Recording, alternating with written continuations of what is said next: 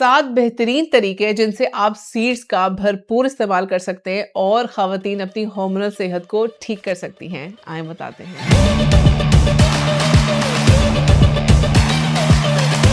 अगर आप PCOS, irregular periods, वजन बढ़ने और बार बार मीठी चीजों की क्रेविंग्स, एक्नी या दूसरे हार्मोनल मसाइल का सामना कर रही हैं और ये समझ रही हैं कि रोजाना फ्लैक्स सीड्स, पंपकिन सीड्स या सनफ्लावर सीड्स खाने से सब कुछ खुद ब खुद ठीक हो जाएगा, तो आज की मालूमाती वीडियो आपके लिए है। आज आपको 7 ऐसी इंपॉर्टेंट बातें बताएंगे जो सीड्स के फायदे को मैक्सिमाइज कर सकती हैं। सीड्स यानी कि जो बीज, वो छोटे छोटे जरूर होते हैं लेकिन न्यूट्रिशन के हवाले से बहुत पावरफुल होते हैं। इनमें fibre, healthy fats, omega 3 fatty acids, zinc, magnesium, vitamin E और कई फाइटोकेमिकल्स मौजूद होते हैं जो ओवरऑल हेल्थ और रिप्रोडक्टिव हेल्थ के लिए बहुत जबरदस्त न्यूट्रिशनल सपोर्ट है। मिसाल के तौर पे सिर्फ 28 ग्राम पंपकिन सीड्स आपकी रोजाना मैग्नीशियम की जरूरत का तकरीबन 35 से 40% तक हिस्सा प्रोवाइड कर सकती है। लेकिन याद रखें, सिर्फ सीड्स खाना काफी नहीं, उन्हें सही वक्त, सही मिकदार और सही तरीके से इस्तेमाल करना भी बहुत अहम होता है। सबसे पहले बात करते हैं किस टाइम पे सीड्स खाने चाहिए। सुबह के वक्त डाइजेस्टिव सिस्टम और मेटाबॉलिज्म आमतौर पर बहुत एक्टिव होते हैं, इसीलिए कई न्यूट्रिशन एक्सपर्ट सीड्स को ब्रेकफास्ट के साथ लेना रिकमेंड करते हैं। सीड्स में मौजूद फाइबर और हेल्दी फैट्स डाइजेशन को स्लो करते हैं, जिससे पेट भरने का एहसास ज्यादा देर तक रहता है और ब्लड शुगर स्पाइक्स को कंट्रोल करने में भी मदद मिलती है। रिसर्च के मुताबिक हाई फाइबर ब्रेकफास्ट दिन भर कैलोरी इंटेक को कम करने और क्रेविंग्स को कंट्रोल करने में मददगार होता है। नंबर 2, खाली पेट सीड्स खाना हर किसी के लिए मुमकिन नहीं। अगर आपको गैस, अभारा या सेंसिटिव स्टमक का मसला है तो सीड्स खाली पेट खाने से परहेज करें। हाई फाइबर फूड्स कुछ अफराद में ब्लोटिंग और डाइजेस्टिव डिस्कम्फर्ट पैदा कर सकते हैं, खास तौर पे जब पानी कम पिया जाए। ये भी याद रखें कि रोजाना फाइबर की रिकमेंडेड मिकदार खवातीन के लिए तकरीबन 25 ग्राम और मर्दों के लिए 38 ग्राम होती है। अगर आप एकदम फाइबर इंटेक बहुत ज्यादा कर दें तो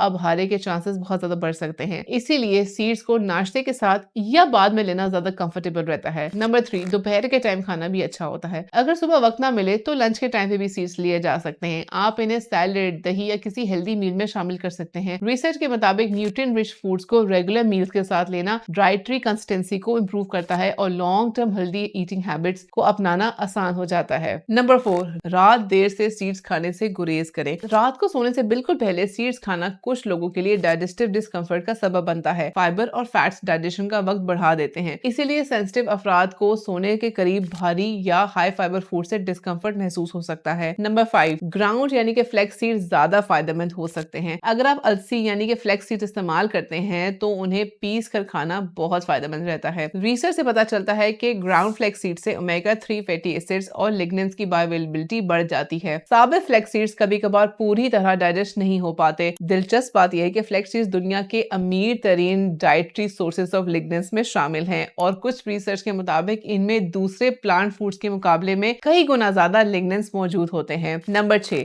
सीड्स को मील्स में ऐड जरूर करें। सीड्स को अलग खाने के बजाय उन्हें ओट मील, दही, स्मूदीज, सूप्स या सैलेड में शामिल करें। इससे ना सिर्फ टेस्ट बेहतर होता है बल्कि उन्हें डेली रूटीन का हिस्सा बनाना भी आसान हो जाता है। मिक्स्ड मील्स डाइजेशन को ज्यादा कंफर्टेबल बनाते हैं और न्यूट्रिएंट इनटेक को डाइवर्स करते हैं। नंबर 7, कंसिस्टेंसी क्वांटिटी से ज्यादा जरूरत। कंसिस्टेंसी क्वांटिटी से ज्यादा जरूरी है। बहुत से लोग एक दिन बहुत ज्यादा सीड्स खा लेते हैं और फिर कई दिन भूल जाते हैं, लेकिन असल राज कंसिस्टेंसी है। बॉडी को फाइबर, मिनरल्स और हेल्दी फैट्स के बेनिफिट्स हासिल करने के लिए रेगुलर डाइटरी इंटेक की बहुत जरूरत होती है। कोई भी फूड ओवरनाइट हार्मोनल चेंजेस पैदा नहीं कर सकता। याद रखें, हार्मोन्स को सपोर्ट करने के लिए सिर्फ एक फूड या सप्लीमेंट पर भरोसा करना काफी नहीं होता। Balance diet, protein rich meals, good quality of sleep, regular exercise, stress management और जरूरत पर मेडिकल केयर, ये सब मिलकर हार्मोनल हेल्थ में एक अहम किरदार अदा करते हैं। अगर आप सीड्स इस्तेमाल करती हैं तो कमेंट्स में बताएं कि आपका फेवरेट सीड कौन सा है और आप उसे किस तरह अपनी डाइट में शामिल करती हैं।